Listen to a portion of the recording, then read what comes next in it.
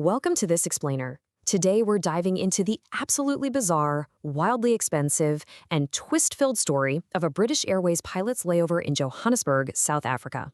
It's a tale packed with, well, some highly questionable decisions, a massive financial hit for a major airline, a really heated debate about workplace loyalty, and a twist ending that the internet is still trying to wrap its head around.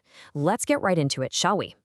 We're jumping right into the thick of it with an actual text message sent by British Airways First Officer Mike Beaton. And the context here is absolutely crucial. He didn't send this to a buddy back home weeks later, He actually sent this to a female colleague, a flight attendant on his very own crew, just hours before he was scheduled to co-pilot a 12-hour long-haul flight full of passengers back to London. Part 1, the Johannesburg binge, and the ill-fated texts. Now, aviation regulations are incredibly strict, right? Pilots are completely forbidden from having any alcohol, let alone illicit drugs, within 24 hours of flying.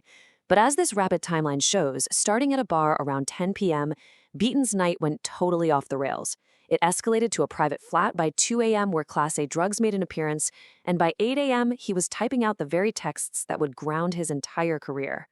According to the details leaked from those exact texts, Beaton, who, by the way, is a father of one from Devon, ended up at a local flat with a very specific cast of characters. So he'd been drinking at a bar where he met a Welsh tourist and a Spanish woman. After some kissing at the bar, the group decided to take the party private. They headed back to an apartment belonging to one of two local guys they had met, and well, this is where things took an extreme turn. I mean, the sheer audacity of putting this in writing is staggering. Beaton actively boasted to his cabin crew colleague about this escalating situation. In his own words, he actually admits to being shirtless in a total stranger's apartment while a plate of cocaine is just being passed around. He is completely ignoring, or maybe he's just feeling invincible too, the strict aviation rules about sobriety before getting into the cockpit. And the text just kept coming. Beaton detailed how the girls in the apartment were dancing topless, which led to this jaw-dropping message. He wrote, "So then there's a debate about whose chest is the best to do a bump off." This basically capped off a shocking string of messages that prompted his colleague to look at her phone and realize she had to take immediate drastic action. She was scheduled to fly with him, and she knew for a fact he was in absolutely no condition to step onto that plane. Part 2. The costly consequences. That single night of partying cost British Airways an estimated £100,000. Because the flight attendant reported him so incredibly close to the departure time, British Airways had to completely cancel the scheduled 12-hour flight from South Africa to the UK. They were forced to delay the passengers for a full 24 hours while they scrambled to fly in a suitable replacement pilot. I mean, what a logistical nightmare. As for Mike Beaton himself, his punishment followed a very rigid, step-by-step protocol enforced by the Civil Aviation Authority, or the CAA. First off, he was immediately removed from duty the second he arrived at the airport. Second, he was subjected to a mandatory drug test, which, no surprise, he failed. Third, instead of flying the plane, he was flown home to the UK the very next day as a passenger. And finally, upon landing, he was fired by British Airways, and the CAA officially suspended his medical certificate, effectively stripping him of his right to fly. Part 3. The whistleblower debates. While the aviation authorities' response was completely clear-cut and by the book, the public reaction to the flight attendant who reported him sparked this massive, highly divided debate about workplace ethics. The popular radio broadcast, The Breakfast Club, actually dedicated a whole segment to this story, perfectly capturing this clash of ethics. The debate basically boiled down to two distinct philosophies: a strict duty to public safety versus adherence to a sort of coworker-friend code. On one side of the debate, the argument heavily champions public safety. The radio hosts pointed out that pilots perform a truly critical public service. When we board a plane, we are putting our lives and the lives of hundreds of other passengers entirely in the hands of the individuals in that cockpit.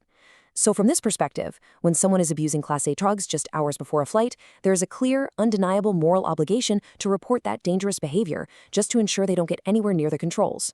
Conversely, the other side of the radio debate argued for what they called the friend code. The thinking here was that if you are a coworker and a friend, you really shouldn't take actions that will inevitably get someone fired and, well, likely divorced. Instead of reporting him to the bosses, they argued the stewardess should have just confronted him privately, told him he was in no condition to fly, and forced him to call out sick. This, they argued, would have protected his job, kept the passengers safe, and potentially avoided that 100,000-pound logistical nightmare of a last-minute cancellation. Now, we aren't taking a side here, but it's deeply fascinating how this single incident forced people to weigh the absolute safety of passengers against the incredibly complex dynamics of workplace loyalty and friendship. It really highlights the immense pressure and, frankly, the ethical gray areas that aviation crew members can face behind the scenes during these long international layovers. Part 4. Back in the skies, the twist. You might think a highly publicized firing and a suspended medical certificate would be the absolute end of a pilot's career, right? Well, not quite. Under the CAA, a pilot can actually be reinstated after completing a comprehensive, expert-led rehabilitation program. Which brings us to the twist. Just over a year after the scandal broke, internet sleuths on the popular r/aviation Reddit board uncovered a highly surprising update about Mike Beaton's career trajectory. Despite the massive, highly publicized scandal that literally cost his former employer a fortune, Beaton successfully navigated the rigorous medical and rehabilitation process.